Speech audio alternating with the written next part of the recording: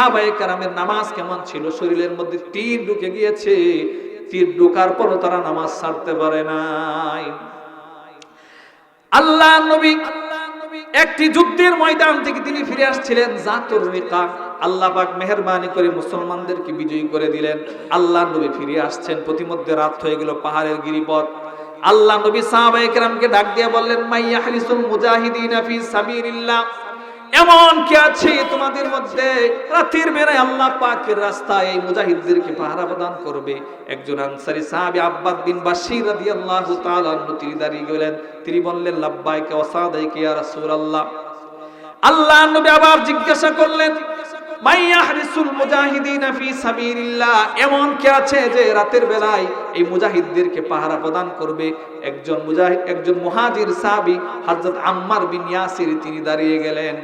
দুইজন মিলে পাহারা দেওয়ার জন্য চলে গেলেন। দুইজন মিলে পরামর্শ করলেন, যদি দুই ওয়াক্ত সালাতাহু, আল্লাহ নবীর সাহাবী বিন্দু পরিমাণ নাড়াচাড়া করলেন না, তিনি নামাজও ভাঙলেন না। জোরে বলুন আল্লাহু আকবার। দুই নম্বর আরেকটা তীর এসে সাহাবীর শরীরের মধ্যে লেগে গেল।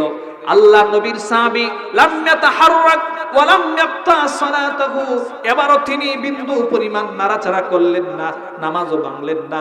তিন নম্বর আরেকটা তীর এসে শরীরের মধ্যে লেগে গেল। আল্লাহ নবীর সাহাবী তাড়াতাড়ি সালাম ফিরিয়ে নামাজ শেষ করে সঙ্গের সাহাবী আম্মার বিন ইয়াসিরকে ঘুম থেকে জাগ্রত করলেন। আম্মার বিন ইয়াসির ঘুম থেকে জাগ্রত হয়ে দেখতে পেলেন আব্বাদ বিন বাশিরের শরীর থেকে এক জায়গা নয়, দুই জায়গা নয়, তিন জায়গা থেকে ফিনকি দিয়ে রক্ত বের হচ্ছে। জুড়ে বলুন আল্লাহু আকবার। আম্মার বিন ইয়াসির বলেন, ওগো আল্লাহর বান্দা, আপনি আক্রান্ত হয়ে গিয়েছেন, আপনার শরীর থেকে ফিনকি দিয়ে রক্ত বের হচ্ছে, আপনি কেন আগে আমাকে ঘুম থেকে জাগালেন না? আব্বাদ বিন বাশির জবাব দেন, আপনি যখন নামাজে দাঁড়িয়ে গেলেন, আল্লাহর কোরআন থেকে একটি সূরা আমি তেলাওয়াত করতে শুরু করলাম। এই সূরা তেলাওয়াত করতে গিয়ে এত স্বাদ আমি পাচ্ছিলাম, এত মজা আমি পাচ্ছিলাম। এই জীবন যদি আল্লাহ নবী এবং সাহাবায়ে কেরাম আক্রান্ত হয়ে যাওয়ার আশঙ্কা না থাকতো, আমার জীবন চলে গেলেও এই নামাজ আমার পক্ষে ছাড়া সম্ভব ছিল না। জোরে বলুন আল্লাহু আকবার। এইভাবে আমল তো আমরা করতে পারি না। আমল যেইভাবে করা উচিত সেইভাবে আমল করতে পারি না। নামাজের মধ্যে দাঁড়ায় শরীর আছে, নামাজে মন চলে যায় দোকানে, আছে রাই শরীর আছে, নামাজের মধ্যে মন চলে যায় অফিসের মধ্যে, শরীর নামাজ আছে, শরীর আছে, নামাজের মধ্যে মন চলে যায় ক্ষেত খামারে। আমাদের আমল আল্লাহ পাকের সন্তুষ্টি মোতাবেক হয় না, অনেক ভুল হয়ে যায়, অনেক কমতি হয়ে যায়। আল্লাহ পাক বলেন, বান্দা ইয়া আইয়ুহাল্লাযীনা আমানুত্তাকুল্লাহ ওয়া কুলু কাওলান সাদীদা, আমি আল্লাহকে ভয় করো, সদা সত্য কথা বলো। যদি বলতে পারো, যদি আমাকে ভয় করতে পারো, সত্য কথা বলতে পারো, ইউসলিহ লাকুম আমালাকুম ওয়া ইয়াগফির লাকুম যুনুবাকুম, আমি আল্লাহ তোমার আমলগুলোকে সংশোধন করে দিব আর তোমার জিন্দেগীর সমস্ত গুনাহগুলোকে maaf করে দিব। জোরে বলুন আল্লাহু আকবার। এর চাইতে বড় পুরস্কার কি আরো কিছু লাগে?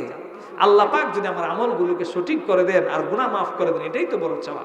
তবে শর্ত কি? তাকওয়া অর্জন করতে হবে। সদা সর্বদা আল্লাহর ভয় আমাদের অন্তরে ঢোকাতে হবে। তাকওয়ার আরো পুরস্কার আছে, আরো দুই একটা পুরস্কারের কথা বলি।